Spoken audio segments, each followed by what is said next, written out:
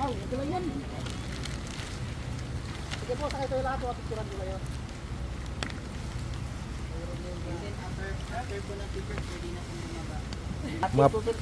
Kaya hindi ka Ilonggo, gamay? Konti, okay lang. Hindi lang unti, kahit ang unti.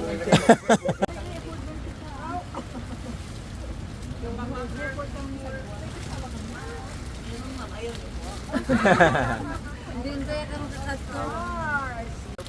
Hello po. Naabot na po ng 100 to 200 years old po. Welcome to Donate po namin siya Mango because and then bibilangin po. here in Cartoon. So bawal po bumutol kaya po estimated na lang po.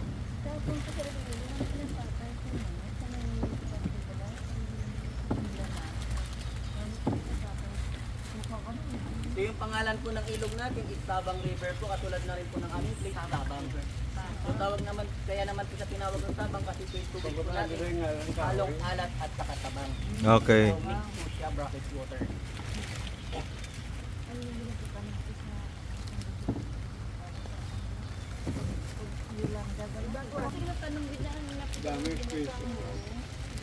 Puro dyan sa yung amo.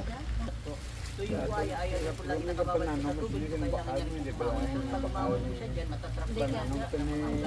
Kailangan na po sa palitan.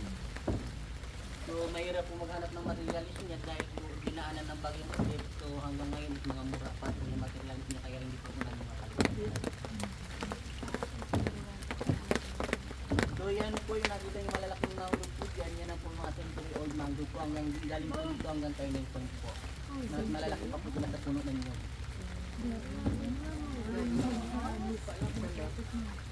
Yes ma'am, pero yun yung mga puti po na shirt yan makita po natin sa ugat po na nakadikit. Yan na po yung maliit na talaba.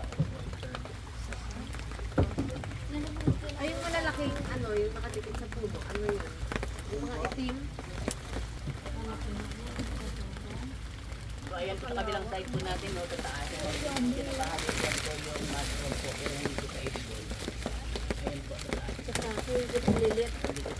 Ng bahay, naabot na siya ng 1 kilo or 2